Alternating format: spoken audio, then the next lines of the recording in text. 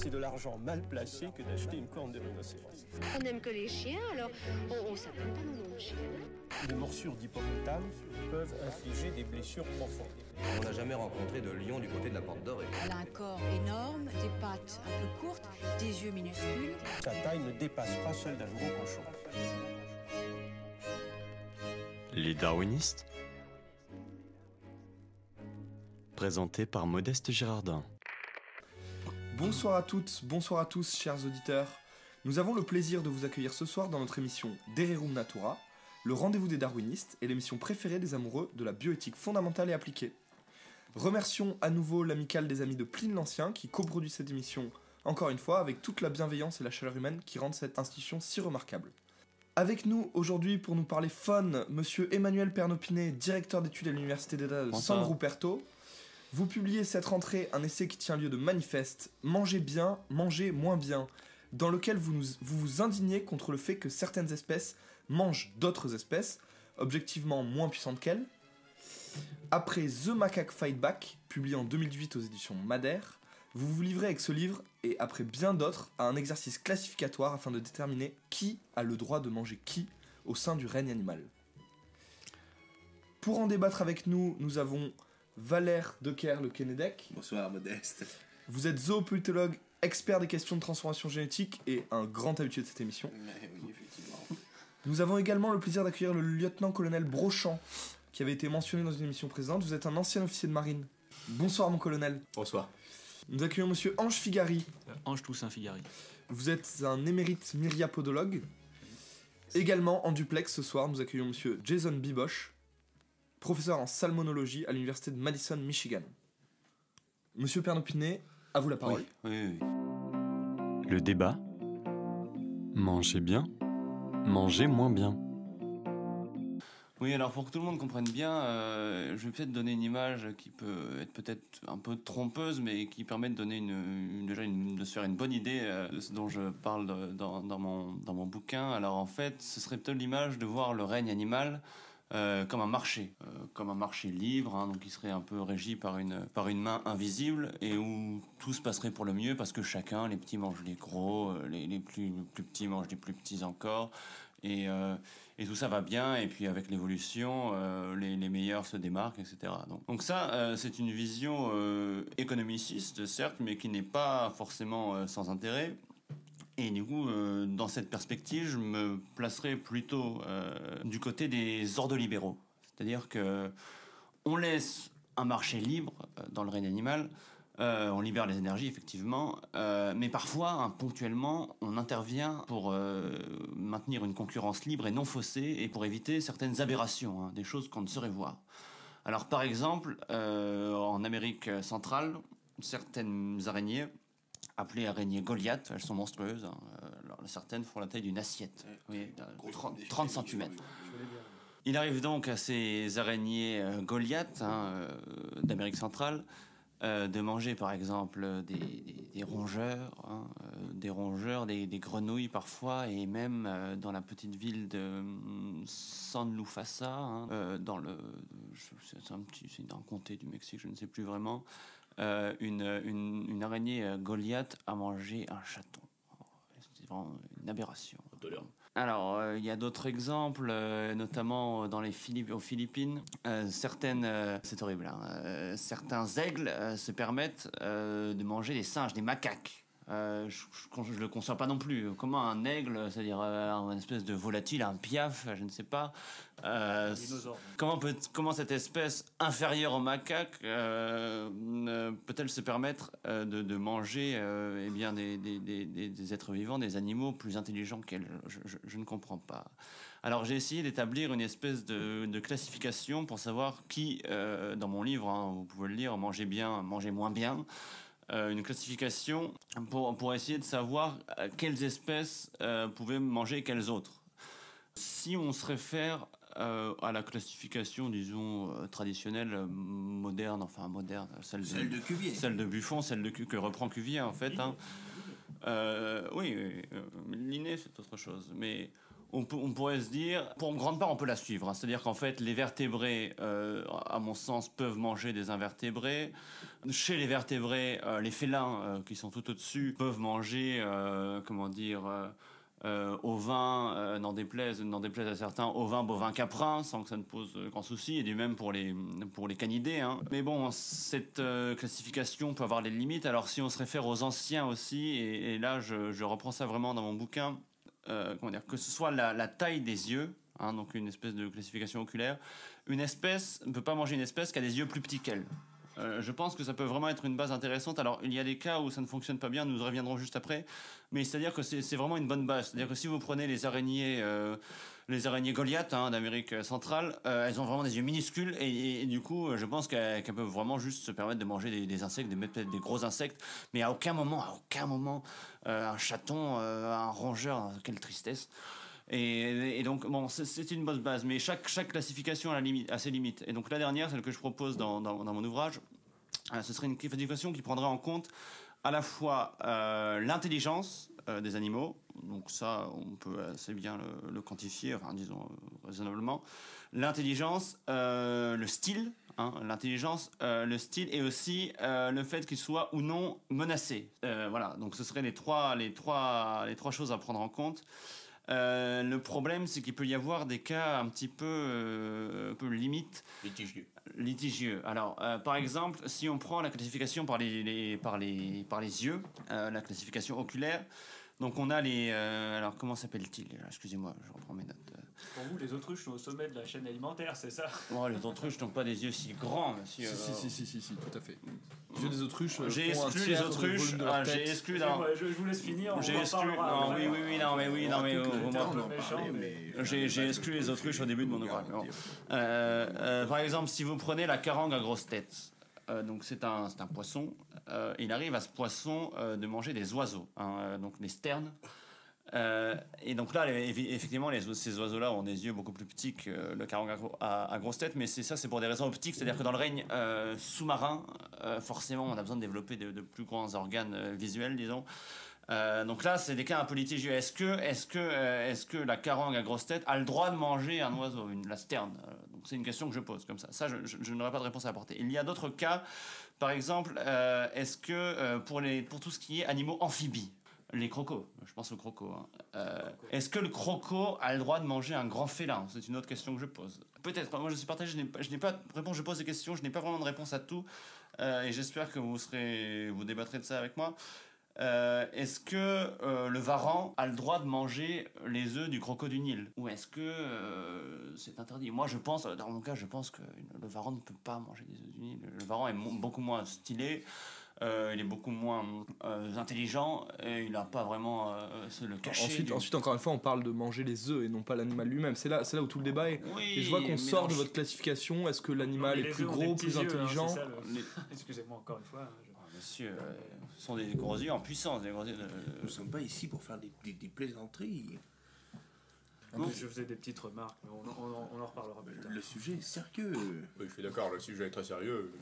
Monsieur Ratieux. Ah oui, alors... dans ce débat, laissons finir... Mon collègue, du coup, je voulais finir simplement, je voulais profiter de la présence du lieutenant-colonel Buchalet, qui n'est pas d'ailleurs le lieutenant-colonel Buchalet, puisqu'il est le lieutenant-colonel Brochant. Oui, c'est bien Buchalet, c'est un habit. Monsieur Brochant, oui. J'ai beaucoup de plaisir à débattre aussi avec Monsieur Buchalet et Brochant également. Je suis vraiment heureux que vous soyez. Monsieur Buchalet, vous avez présenté avec énormément d'éloges. Oui, alors je pensais en fait, c'est-à-dire que pour essayer, donc je veux vraiment un ordre libéral, pour essayer de réguler ça. Donc pas complètement laisser un marché complètement libre, mais intervenir parfois donc de deux façons. C'est-à-dire que punir d'une main, récompenser de l'autre. Donc avec soit des actions répressives, et donc là peut-être que Buchalet vous pourrez avoir votre intérêt, parce que si on utilise monsieur d'ailleurs Brochant, lieutenant mon colonel, si mon colonel, vos frelons de combat, hein, entraînés, peuvent attaquer les araignées Goliath d'Amérique centrale. Oui. Oui. Je pense que vos frelons peuvent vraiment être utiles. Et il y a aussi les mesures de compensation. Alors je pensais par exemple à chaque fois qu'une araignée Goliath mange... à chaque fois qu'une araignée Goliath mange un rongeur, par exemple, on pourrait offrir à la communauté de rongeurs un DVD de Ratatouille, par exemple. Peut-être. Donc ce serait des... Mais nous pourrions aussi punir grâce au frelon de combat, et donc là, peut-être que vous allez pouvoir nous en parler un petit peu, les araignées qui se permettraient de manger vraiment des espèces qui pertinent plus qu'elles. Oui.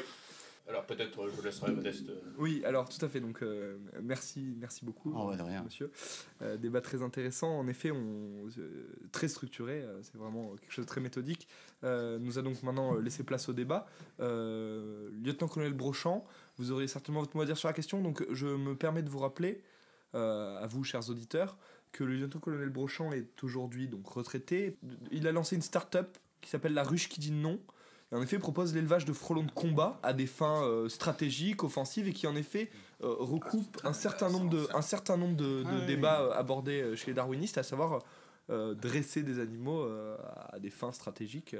Voilà, certainement que vous aurez beaucoup à dire sur je le pense. De toute façon, nous sommes amis. Oui, tout à fait. Alors, effectivement, moi, je fais partie de ce qu'on appelle l'univers de la zoodéfense, ce qui consiste à essayer d'optimiser les compétences des espèces combattantes, ce qu'on appelle les espèces combattantes. Alors moi je suis focalisé, en ce moment je suis apiculteur, donc je suis focalisé sur les frelons de combat, donc on entraîne des frelons à évoluer dans des environnements hostiles, qu'il s'agisse d'environnements désertiques ou dans zones tropicales. Alors vous parlez des araignées Goliath. Oui. Alors, les Goliaths sont en milieu semi-tropical, oui. Oui, alors peut-être que je peux expliquer, je ne veux pas rentrer dans des considérations trop techniques, mais alors moi ça m'intéresse beaucoup, effectivement. Nous, dans la zoodéfense, on est lié à l'armée française, et donc il s'agit de faire respecter nos valeurs, et je pense que pour faire respecter certaines valeurs, il faut avoir la puissance adaptée, il faut que la justice soit forte, et pour cela, il faut des frelons de combat.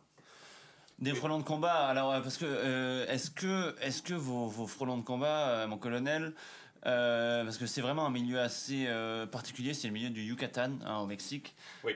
Donc c'est un climat semi-tropical, on est dans les Caraïbes. Est-ce que vous pensez qu'on peut durablement installer des ruches, parce que importer des frelons de France à chaque fois, vous comprenez, c'est compliqué. Non. Nous avons des modalités de déploiement qui sont très claires. Oui. Par exemple, dans le Yucatan, donc vous avez des arbres relativement hauts. Il s'agit en fait d'importer les nids. Les nids seront héliportés. Nous ferons des sortes donc des nids de frelons de combat. Oui, c'est donc la marine, la marine française qui. Non. Nous effectivement. Alors soit la marine française, vous avez une compagnie. Des partenariats. Si nous sommes mandatés par exemple par l'ONU, pour des hélicoptères pakistanais, ça fait pas beaucoup de différence. Et donc les nids seront héliportés, nous les ferons descendre. Nous intégrerons les frelons de combat qui seront entraînés à cibler donc toutes sortes d'arachnides, et plus précisément les araignées Goliath. Alors quand vous parlez, et donc il s'agit, je finis, il s'agit donc de saturer la zone de frelons de combat, entraîner à détecter les araignées Goliath. Nous pouvons nettoyer la zone en peut-être 2 semaines. Ouais, le gouvernement mexicain est demandeur, mais il sera peut-être effrayé par une trop grande présence frelon dans la zone de Yucatan. Je ne sais pas. Les frelons sont entraînés, ils ne ciblent que très rarement les populations civiles. Monsieur de Kerle-Kenedek, vous avez quelque chose à ajouter ? Oui, j'ai une question à poser à notre ami de l'armée française retraité. C'est ça, je suis un ancien des troupes des marins. Tout à fait. Monsieur Brochant, colonel. Quand vous parlez de frelons de combat, vous parlez de frelons dont les aptitudes au combat ont été inoculées par dressage ou par voie génétique ? Alors, les frelons, moi je suis agriculteur, je ne suis pas généticien. Cependant, nous travaillons, je crois que vous connaissez le professeur Wan Ji-hu, qui est... Oui, de l'université de Kunming. Tout à fait, Kunming. Ming. Oui, donc le professeur Wan Ji-hu nous a proposé des prototypes de frelons qui sont particulièrement résistants, haute agressivité, ils ont une peau résistante, et ils sont dotés d'une carapace. Une carapace extrêmement résistante qui les permet de faire face aux assauts à la fois provenant des oiseaux, mais aussi, par exemple, des araignées Goliath. Les araignées Goliath ont une arme. Alors, excusez-moi de vous interrompre, mon colonel. Les araignées Goliath ont eu un système défensif, c'est-à-dire que quand elles se grattent, quand elles sentent qu'elles sont en danger, c'est particulièrement infâme, mais quand elles sentent qu'elles sont en danger, les araignées Goliath se grattent, en fait, et elles envoient en l'air des poils qui sont autant d'arpons, très piquants, urticants exactement, mais plus qu'urticants. On est vraiment c'est-à-dire on est vraiment sur des traits, des flèches. Vous y connaissez bien, je sais que vous connaissez bien en balistique. Et qui se plantent effectivement dans les autres espèces qui menacent. Oui. Est-ce que la carapace, ce que je voulais là où je voulais en venir, est-ce que la carapace comment dire, est poil de Goliath proof? Oui, alors, effectivement, nous, quand nous intervenons au centre tropical, nous savons que nous allons recevoir des pertes, nous allons subir des pertes qui sont généralement tout à fait assumables. Et donc nous attendons effectivement à perdre un certain nombre de frelons, peut-être par des poils, peut-être par des attaques même sol-air. Mais je ne pense pas que les poils de mygale soient de nature à menacer la carapace des frelons de combat. Je suis heureux. Augmenté par le truchement des activités de ce généticien Wang Xihu de Kenmei, et aussi par un entraînement, donc effectivement en milieu tropical. Nous les entraînons alors dans l'école de guerre de la jungle de Manaus, au Brésil, un partenariat avec l'armée brésilienne. J'aurais une question à vous poser, colonel. Oui, quant à l'utilisation de ces arthropodes à des fins militaires. On se rend compte là dans ce que vous dites de la supériorité de ces araignées sur les frelons. Et je me demandais si vous alliez faire référence au programme Mygalophonor, qui consiste justement à utiliser ces araignées. Ce n'est pas dans l'émission du colonel Brochant. Hein. Et je sais que c'est pas votre mission à vous, mais l'émission, disons. La mission, oui. L'émission, non. Ah, autant pour moi. Oui, je ne peux pas monopoliser la parole alors que c'est mon cher ami Pierre Nopinet. Si vous avez des questions à poser, posez-les. Posez-moi effectivement, et je suis. Alors dans ce cas-là, moi j'aimerais bien réagir à ce que vous avez dit. Vous aviez dit tout à l'heure, par exemple. Mygalophonor, non, je ne cautionne pas. Vous ne cautionnez pas. Bon, mais c'est bon à savoir. Je pense que voilà, effectivement, ça c'est un ancien de la Légion qui a fondé le programme. Oui, c'est un ami. Oui, non, là non. Oui, je pense qu'un ancien officier de l'armée française ne doit pas s'abaisser à ce genre de programme, c'est tout à fait déplorable. Mais bon, je vais laisser Emmanuel. Nous allons maintenant prendre en duplex l'émérite professeur monsieur Jason Biboche, que nous avons donc au téléphone. Nous avons eu la chance de le prendre au téléphone. Nous vous prions de ne pas l'interrompre, la connexion étant parfois un petit peu compliquée avec les États-Unis. Bonjour monsieur Biboche. Plus maintenant. Est-ce que vous me captez bien, vous m'entendez bien? Très bien, nous entendons très bien. J'ai écouté avec, je dois dire, beaucoup d'attention mes confrères. Et j'aimerais saluer Monsieur Valère de Kerle-Kenedec d'être venu aux États-Unis développer super mosquitoes, les super moustiques, d'avoir accepté le partenariat. Et je voudrais... ravi que l'émission fonde de tels partenariats et fasse avancer la science. Les masques tombent. On ne tourne plus à travers les frontières. C'est un privilège et très fier de cette alliance franco-américaine, ce partenariat. J'aimerais revenir sur les propos de mon confrère Emmanuel Pernopinet, qui a semblé s'offusquer qu'un varan puisse croquer les œufs du crocodile. Je lui répondrai, oui, écoutez, si vous me coupez, ça va pas le faire. On n'est pas ici, on n'est pas dans la zone 51, vous êtes pas d'accord. Il faut simplement, moi je crois, si le varan peut croquer ses œufs, il faut créer des plus gros œufs. Aux États-Unis, on a cette chose que l'on appelle think big, think bigger. Si les œufs sont croquables, c'est que c'est des œufs à shitty eggs, you know. It's like vous devez trouver le génome, le gène qui fait que cet œuf il va devenir incroquable. J'entends. Oui. J'entends, mais ne pensez-vous pas, alors monsieur... Et pour finir, j'aimerais m'adresser au colonel Brochant. Mon colonel, bonsoir.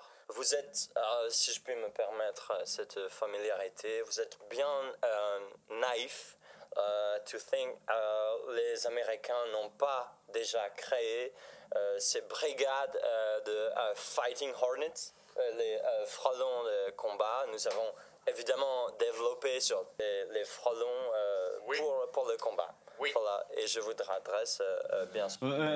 Avant que votre cher colonel prenne la parole, j'aimerais bien répondre quand même à certaines de vos assertions. Vous vouliez en somme augmenter, comme le ferait monsieur de Kerle-Kenedec, les œufs de crocodile. Alors je ne sais pas bien, vous êtes américain, si vous connaissez bien le Nil. Hein, c'est le Michigan.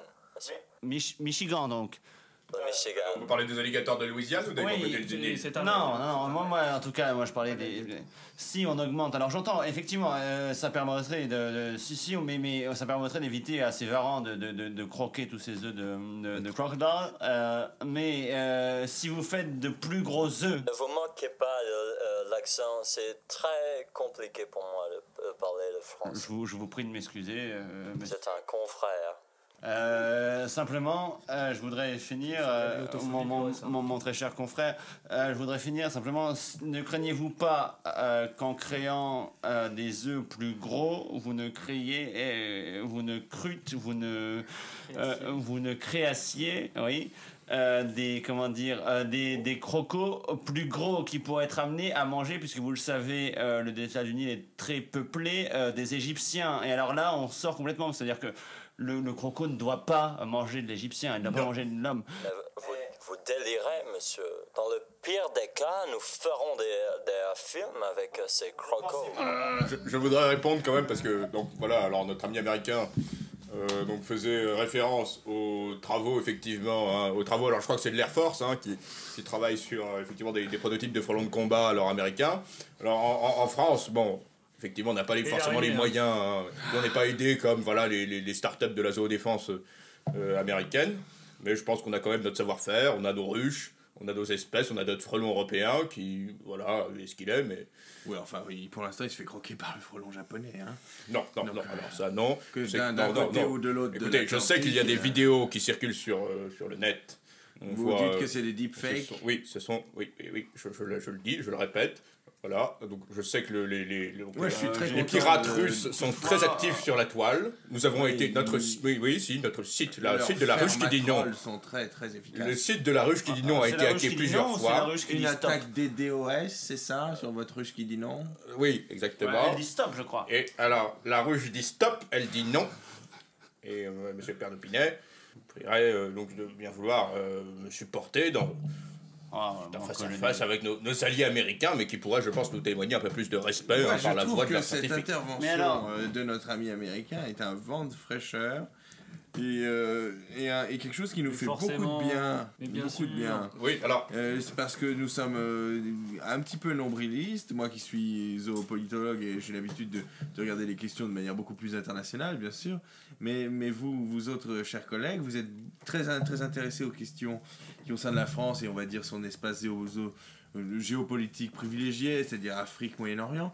Mais ce sont des questions en fait qui sont d'une portée bien plus grande, bien plus ample, et où il nous faut regarder bien sûr où sont les entraides, où sont les financements, où sont les concurrences aussi. Oui, alors simplement je voudrais dire que le dernier prototype de frelon de combat, oui, alors effectivement, oui, mon collègue s'il vous plaît. Donc le dernier frelon, le frelon M214.